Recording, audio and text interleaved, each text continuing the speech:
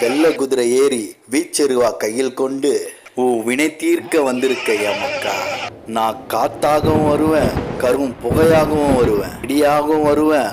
வானத்துக்கும் பூமிக்கும் நடுவுல உருவமும் இல்லாம அருவமும் இல்லாம வந்து உன் துன்பங்களை தீர்த்திடுவேன் என் மக்கா.